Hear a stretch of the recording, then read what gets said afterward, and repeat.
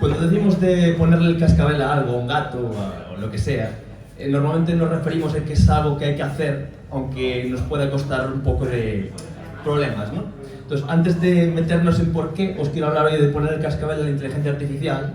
Dejadme que os cuente primero una historia. Y es una historia que sucede en un pueblo del noreste de la India, que se llama Konzon, y es un pequeño pueblo de 500 habitantes. Seguramente cuando cuente esta historia estaréis pensando que qué carajo estoy contando, pero dadme unos minutos y todo a su tiempo. Este pueblo se llama Konzon, como decía, pero lo famoso de este pueblo es conocido por dos cosas diferentes. Una es esto que veis en la imagen de aquí, que es básicamente lo que se conoce como puente de raíces vivas. Es una cosa que tienen por allí muy chula, pero lo que a mí me interesa hoy es una tradición que tienen allí que le da el sobrenombre a este pueblo de el pueblo de las canciones o el pueblo de los silbidos, porque allí, cuando nace un bebé, en lugar de ponerle un nombre como nosotros, tienen una canción o un silbido que compone su madre, y esa canción acompaña a este bebé el resto de su vida. Entonces, lo que os quiero contar es cómo se cree que esto pasó, porque realmente no se sabe de dónde viene esta tradición. Entonces, la leyenda cuenta que hace cientos de años este pueblo pues, era un lugar apacible donde la música era una cosa muy importante para todo el mundo, porque se consideraba, ellos eran muy religiosos, es una religión no hinduista, pero ellos consideraban que la música es la forma más pura de acercarse a Dios. Entonces tenían como un líder, como el alcalde, que también era el sacerdote de esta religión, que se encargaba de componer canciones para todo tipo de festividades, pero también para el campo, para estar en casa con la familia, para todo tipo de cosas. Y otra cosa que pasaba en este pueblo es que cada familia desempeñaba un rol. Si tu padre era zapatero, tú eras de la familia de los zapateros, te llamabas zapatero, ibas a trabajar a zapatero, y tu hijo así, también por los siglos de los siglos. Entonces el sacerdote se dio cuenta de que esto era un auténtico rollo, porque todo el mundo se llamaba prácticamente igual dentro de cada familia. Entonces, dado que esto era un matriarcado, decidió reunir a las madres y proponerles un cambio. Les propuso cambiar, modernizar este sistema de nombres. Y, permitidme un momento, que esto no está agrandando aquí. Ahí vamos. Y les propuso cambiar este sistema de nombres por uno en el que él compondría canciones como nombres para sus bebés.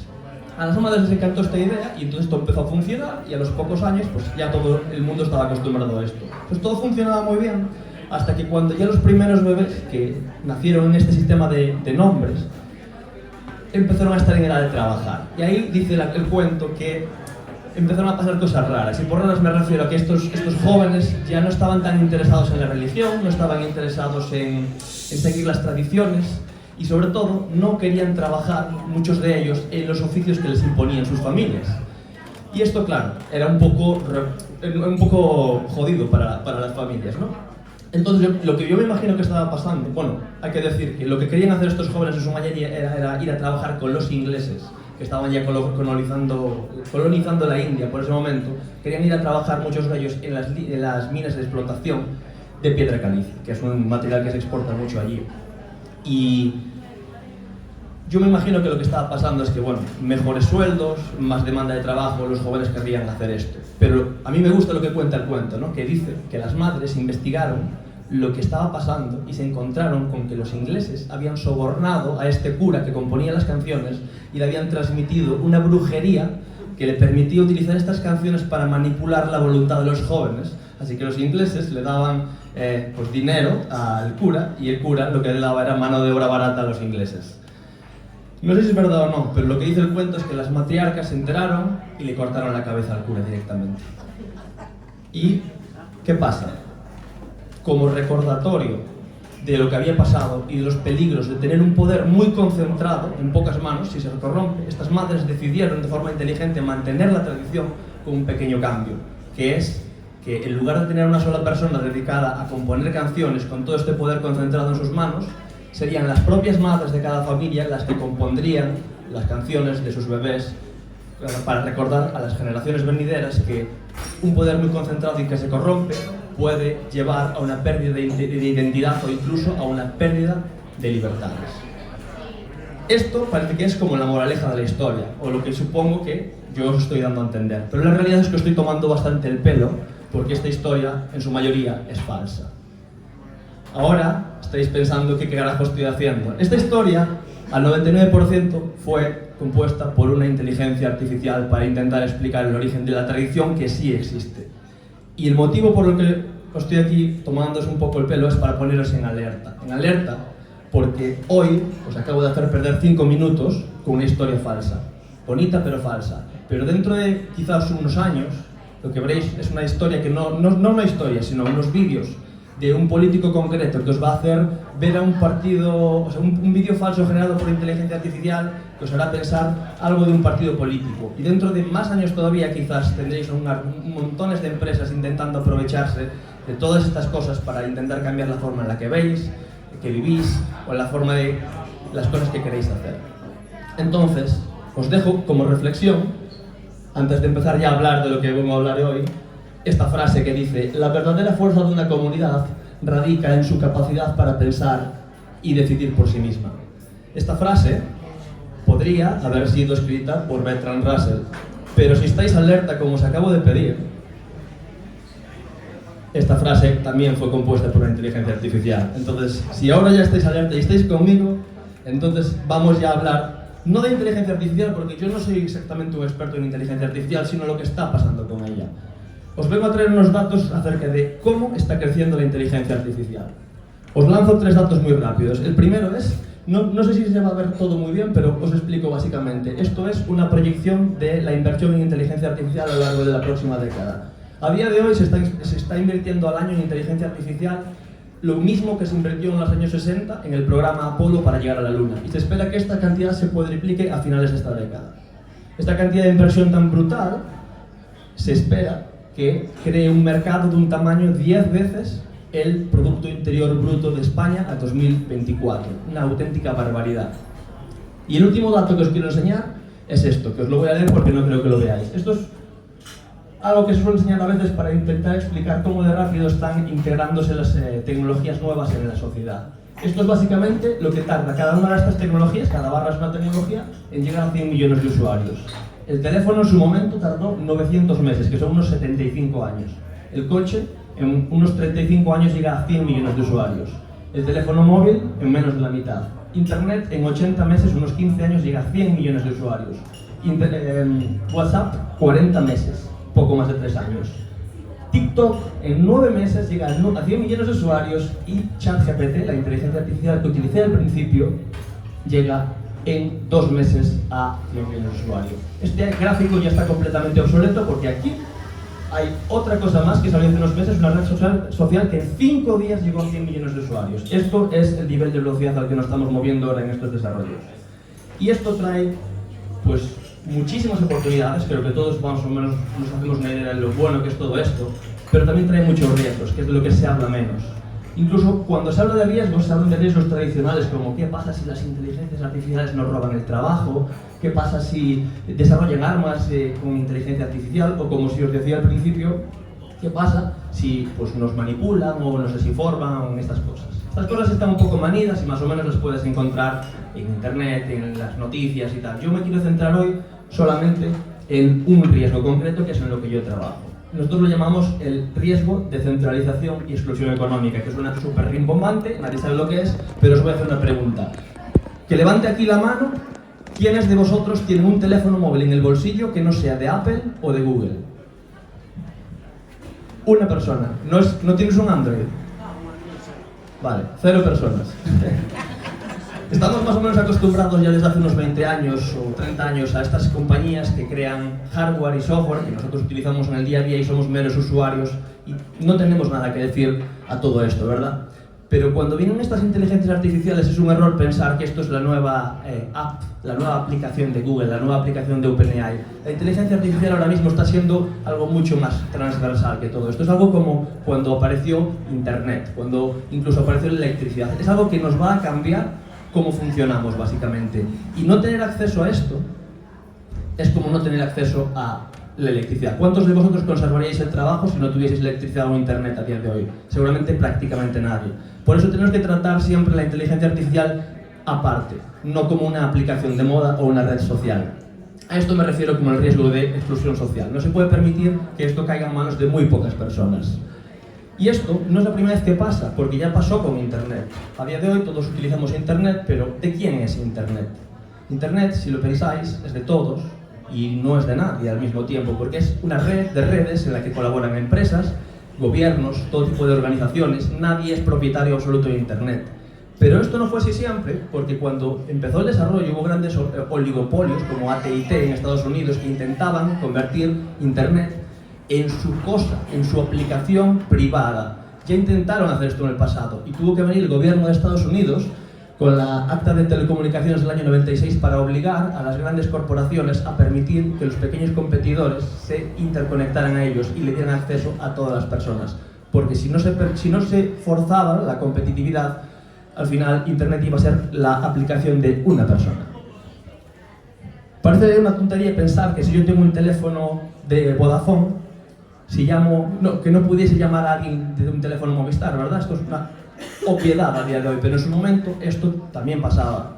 Y es exactamente lo mismo que pasa ahora con WhatsApp y Telegram y compañía. Tú no puedes enviar un WhatsApp a Telegram. Sin embargo, en el caso del teléfono lo vemos normal y aquí pues como que no nos salta un poco la liebre, ¿no?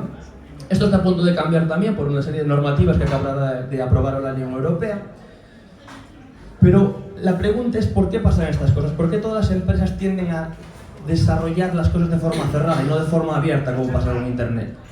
Y para entender eso hay que entender cómo nos organizamos como jerarquías, cómo nos organizamos pues, como sociedades. Entonces, al final, una sociedad, una empresa, un gobierno, lo que sea, es una entidad que se encarga de gestionar recursos y personas. Básicamente se trata de recolectar, de procesar, de crear, de almacenar, de distribuir, de contratar. Siempre son recursos. Si queremos recolectar grano, necesitamos herramientas. Si queremos minar algún metal, necesitaríamos pues,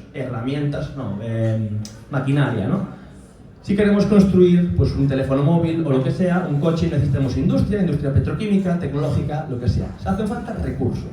Y hasta hace no tanto tiempo las empresas pues, servían a una cantidad moderada de personas, es decir, miles, cientos de miles de personas, millones con suerte. Pero la globalización hace que esto crezca muchísimo, que cada vez las empresas sean más grandes y sirvan cada vez a más gente, hasta llegar a los niveles de hoy donde sirven a pues, cientos y miles de millones de personas, ¿no? Esto hace que competir con un gigante de estos a día de hoy sea imposible, porque hace falta una cantidad de recursos descomunal que nadie se puede permitir. Si tú eres una empresa pequeña o eres un pequeño comerciante, no puedes competir con Google, no puedes competir con BlackRock o con un gran banco, ¿no? Pero en los 90 hay un pequeño hueco en todo esto, en toda esta historia, y es que aparece Internet. Con Internet aparece un nuevo mercado porque la información no es tangible, y entonces las grandes compañías estaban a su rollo, pero aparecen nuevos mercados gracias a Internet. Por ejemplo, suscripciones, videojuegos, seguidores, cosas que nadie estaba prestando atención hasta que llegan, estos luego seguro que ya los conocéis, en su momento, pequeñas empresas que ahora se convierten en gigantes aprovechando este hueco. Las FANG, Facebook, Apple, Amazon, Netflix, Google y compañía. Y claro, a día de hoy crecen como locos y volvemos otra vez al origen. Nadie puede competir ahora mismo con ellos porque son auténticos gigantes. Pero tienen una pequeña debilidad, y es que necesitan tener mucha confianza en el sistema. Y cuando digo esto me refiero a que ¿quién le garantiza a Google que si le compra un servidor a una empresa china, si el servidor viene estropeado, le van a devolver el dinero o se lo van a arreglar? ¿Quién le garantiza a Apple que si sus activos en Sudamérica o en Sudáfrica están en un banco que quiebra, alguien los va a proteger? Estas empresas, igual que todos nosotros, necesitan confiar en gobiernos, en bancos, en intermediarios, en todo tipo de personas que los hacen llegar más lejos. Cuanto más grande es esta organización, esta empresa, más larga es esta cadena de confianzas de intermediarios. Esto hace que las empresas se tengan que organizar de una forma como la que veis en esta imagen, que la habéis visto miles de veces en vuestra vida. Es básicamente la típica pirámide de cómo se organiza una empresa. Arriba, el que corta el bacalao, el jefazo. Luego tenemos no sé qué de inversores, luego tenemos presidentes ejecutivos, luego tenemos los curritos abajo de todo. Esto hace básicamente que los que están arriba siempre tienen un poder de decisión muy grande sobre todas las decisiones que se toman en la empresa, sobre qué se hace con los activos de la empresa. Y claro, hasta ahora esto pues, no es mucho problema, pero pensad, esta pregunta que se hace a veces de ¿qué pasa si Facebook decide borrar vuestras fotos? ¿Son realmente vuestras? O en el peor de los casos? ¿Qué pasa si un banco decide congelar vuestros activos? ¿Es vuestro dinero realmente si lo pueden congelar? Esto afortunadamente no suele pasar, pero si pasa estamos fastidiados. Entonces, tenemos tolerancia a estas cosas porque no suelen pasar, pero con la inteligencia artificial es un poco más complicado porque lo que tenemos ahora es una situación en la que un pequeñísimo grupo de personas está decidiendo cómo se entrenan estas inteligencias artificiales, cómo se recolectan datos de forma ética o no ética, cómo se introducen los sesgos en la inteligencia artificial, qué transparencia hay. Y esto no es la aplicación de moda, esto es algo que os va a cambiar y nos va a cambiar a lo largo de los próximos años cómo vivimos, cómo trabajamos, cómo compramos. Y estos pequeños grupos de personas tienen ahora mismo todo ese poder y es un problema. ¿Y cómo podemos luchar contra esto? Hace unos años aparecen unas tecnologías, hace unos 15 años, que se llaman tecnologías de contabilidad distribuida, que una vez más nadie sabe lo que son, pero seguro que muchas personas de aquí habéis escuchado, aunque sea así un poco de soslayo, nombres en las redes como Bitcoin o blockchain o Web3 o no sé qué. Yo no vengo a hablar aquí ni de criptomonedas ni de inversión, pero es importante que todo el mundo entienda que detrás de todas estas cosas que escuchamos a veces en las noticias, hay unas tecnologías de la leche que permiten, básicamente, crear nuevos tipos de organizaciones, por eso lo llaman a veces también tecnologías de minimización y de confianza. Tradicionalmente nosotros nos organizamos así, por ejemplo, si esto es un banco central o es un gobierno, todos dependíamos de ese punto central. Igual que en la historia, todo el mundo dependía de este hombre, de este sacerdote que componía las canciones. Lo que permiten estas tecnologías es crear sistemas en los que no hace falta un punto central, en los que todos nos podemos conectar a todos en forma de red, sin necesidad de un punto central que controle absolutamente todo. Y esto pues permite crear cosas como finanzas descentralizadas, como intentan hacer Bitcoin en compañía, bases de datos descentralizadas, identidades descentralizadas, es decir, cosas como el DNI, que lo emite a día de hoy el gobierno, necesitamos a un gobierno, lo puedes crear sin un gobierno con este tipo de tecnologías. Y ahí es donde entra el proyecto en el que yo trabajo. Yo trabajo para una empresa que se llama Valory y estamos trabajando en una red que se llama OLAS, que básicamente se trata de traer esta forma de distribuir las cosas, de descentralizar, de eliminar estos puntos de control central en el desarrollo y en la utilización de la inteligencia artificial. Suena también un poco así, pero os lo pongo muy rápido como este ejemplo que veis aquí. Ahora mismo estamos haciendo esto. Google, OpenAI y otras compañías tienen una inteligencia artificial dentro de una cajita que es de su propiedad y nosotros somos meros usuarios, no tenemos nada que decir, solo podemos usarlas. Lo que nosotros proponemos es movernos, al igual que Internet, a una red de inteligencias artificiales donde todos nosotros podemos tener un pedacito de esta inteligencia artificial en nuestro bolsillo. Tenemos aquí a María, a Pedro, a Sara, a Pablo, a Rosa, a Juan, que se conectan formando una aplicación de inteligencia artificial que solo hace las cosas de forma democrática. Es decir, para que esta aplicación haga algo, procese unos datos, mueva un dinero, envíe un mensaje, la mayor parte de esta red tiene que aceptar que eso va a pasar, tiene que votar democráticamente que está de acuerdo en hacer eso. Y si la mayor parte de la red no acepta eso, eso no va a pasar. A esto nosotros no le llamamos inteligencia artificial, le llamamos agentes autónomos. Y lo bueno es que al igual que Internet, que nosotros tenemos nuestra red en casa, luego está aquí en Cedeira, pues la red de Cedeira que se conecta con la de Ferrol, Ferrol con Coruña, España, luego tenemos las redes supranacionales. Estas mini aplicaciones de inteligencia artificial se pueden interconectar igual entre ellas para crear una red de inteligencia artificial supranacional. Esto nos permite, pues, básicamente organizarnos de formas que jamás se habían podido organizar antes. Y como suena un poco abstracto, os voy a dar un poco más algo más concreto en lo que trabajamos. Básicamente la red OLAS esta se fundamenta en dos pilares. Cuando vino Internet aprendimos lo que era online y offline. Cuando vino blockchain, ahora tenemos que aprender lo que es on-chain y off-chain. Pero bueno, no es muy importante para hoy, pero que sepáis que fuera de la blockchain, lo que nosotros ofrecemos, lo que nosotros trabajamos, es lo que en programación se conoce como framework de desarrollo, que es un conjunto de herramientas de programación, pues para que los programadores creen este tipo de enjambres de inteligencias artificiales que colaboran. Y después, dentro de la blockchain, lo que tenemos es lo que se conoce como un protocolo criptoeconómico. Esto también suena súper raro, pero os voy a hacer una pregunta. ¿Por qué los que no estéis jubilados y los que no seáis menores de edad, por qué vais a trabajar cada mañana? Por dinero. Alegra la vida. Por dinero. Se dice por ahí, se rumorea que es por dinero. ¿Y por qué no vais a robar un banco en lugar de ir a...? Si es mucho más fácil, ¿por qué no vais a robar un banco? La cárcel. Las consecuencias. Esto es un incentivo y un desincentivo. Son dos ejemplos claros. Entonces, vamos a trabajar por la mañana porque nos incentivan con pasta para ir a currar, pero no robamos porque nos desincentivan con leyes y con cárcel, posiblemente, a no hacer cosas que la sociedad considera que son negativas para la sociedad. Esto es un protocolo, básicamente. Nosotros tenemos un protocolo, una serie de normas que incentivan y desincentivan a estos enjambres de inteligencias artificiales a comportarse como a nosotros nos interesa y a no comportarse como nosotros consideramos que no deberían de comportarse.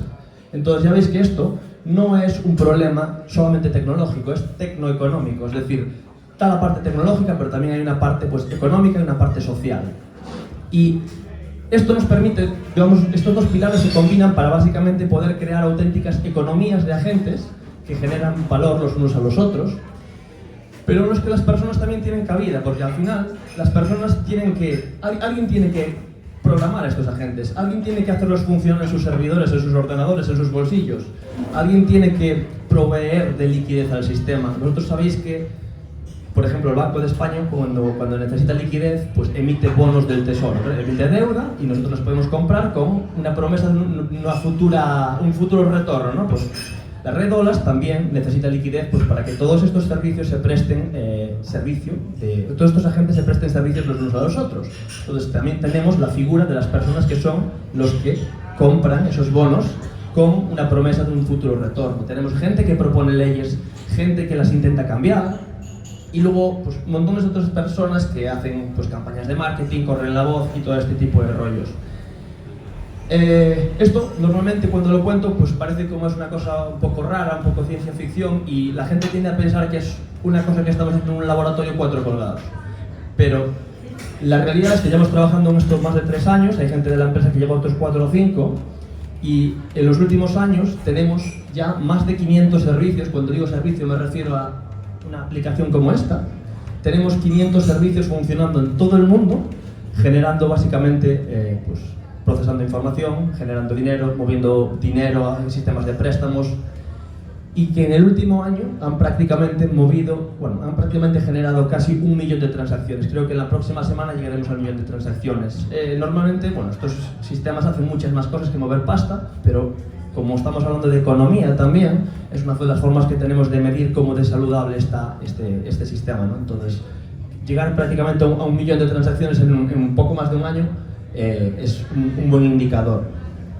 La verdad es que creo que ya me estoy pasando un poco de tiempo, así que voy a dejaros ya con las 4 ideas fundamentales. Me gustaría contar mucho más, pero no hay tiempo. Entonces, las ideas fundamentales con las que quiero que os quedéis es que competir con las grandes tecnológicas y empresas en general gigantes es virtualmente imposible porque competir con ellas requiere acceder a una cantidad de recursos de las que casi nadie dispone. Y esto, lo que pasa con todo esto es que los paradigmas organizativos y económicos tradicionales empujan a que estas pedazos de empresas se organicen de forma muy vertical, muy jerárquica, donde muy poca gente controla cómo se desarrollan sus tecnologías, incluyendo la inteligencia artificial. Entonces, si esto está pasando así y en el hipotético caso de que la inteligencia artificial se vaya a adueñar de nuestros trabajos algún día, es un gran easy, pero si pasa, sería mejor que nosotros fuésemos los dueños de la inteligencia artificial y no 4 corporaciones muy grandes. Y por eso estamos intentando trabajar en esta red OLAS pues para construir y gobernar pues, la inteligencia artificial de una forma más democrática. Toda esta información y muchísima más la tenéis si queréis echar un vistazo en la página oficial del proyecto, que es olas.network. Y yo ya os dejo aquí. Si alguien tiene cualquier pregunta, pues que dispare. Y si no, que pase el siguiente a ser toreado.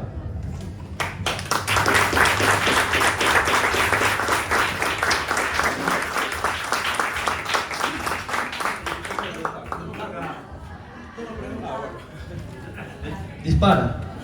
Vuestra tecnología permite colaborar entre muchas personas y hacer aplicaciones, pero ¿cómo haces que todas esas personas tengan un objetivo común? Claro, eso es lo que creo que me lo salteé un poco porque iba mal de tiempo, pero básicamente hay distintas personas que traen distinto tipo de valor a esta red. Hay gente que trae código, programadores, hay gente que trae dinero, hay gente que trae ideas. Y tenemos definidos estos 6 roles diferentes en función de lo que aporta a estas personas. Y a todas estas personas se les incentiva de alguna forma. A algunos se les ofrece visibilidad, a otros se les ofrece dinero, la mayor parte de ellos. Es decir, tú eres programador, traes código, te puedes llevar dinero a cambio de ese código. Tú eres un tío que ejecuta agentes en sus servidores, también te llevas un dinero. Eres un tío de estos que aporta liquidez al sistema, pues compras bonos, igual que lo que te decía del Banco de España, y en el futuro te devuelven también más dinero. Es decir, sí que hay estos mecanismos de incentivación económica para que todo el que trae algo, sea liquidez, sea código, sea lo que sea, puede llevarse a cambio algo. Y esta es la forma que tenemos de incentivar a las personas a colaborar en la red. Yo te quería preguntar, yo me quedé en la primera parte también de la charla, pues al final el poder que tiene la inteligencia artificial, ¿no? Y esa inteligencia generativa, ¿no? Que esa evolución de que en 2 meses ya fue capaz de conseguir ese millón de audiencia, ¿no? Es decir, creo que igual también alguno más como yo puede estar preocupado ya la próxima vez que haga un virus, ¿no? A ver qué pasa.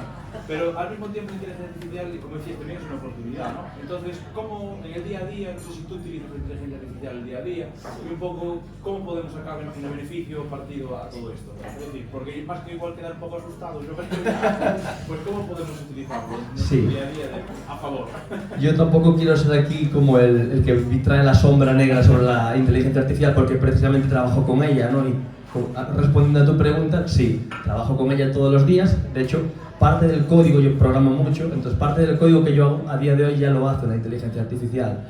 Un porcentaje pequeño, pero cada vez más grande. Hace un año era un 1%, ahora a veces es un 10 o un 15 o un 20%, y tengo compañeros que más de la mitad del código se lo hace la inteligencia artificial. Hace falta un ingeniero para supervisarlo, pero eso está así.